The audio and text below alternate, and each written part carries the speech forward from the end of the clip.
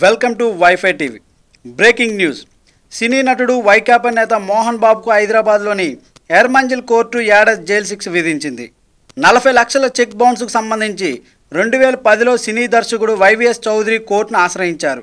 ఈ నేపథ్యంలో మంగళవారం కేసు విచారణ జరగగా మోహన్ బాబుకు ఏడాది జైలు శిక్ష విధిస్తూ కోర్టు తుది తీర్పు వెలువరించింది.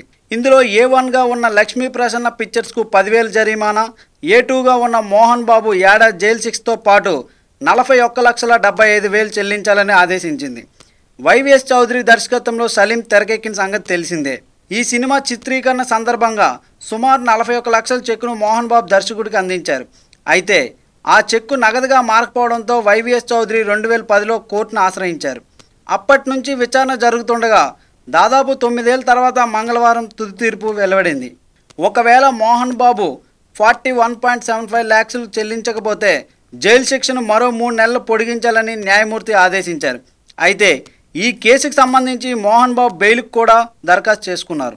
Please subscribe. Please subscribe. Please like and subscribe. Hi, this is Noorun Sharif. Like, share and subscribe to Wi-Fi TV. Hi, this is Priya Warrior. Do subscribe to Wi-Fi TV.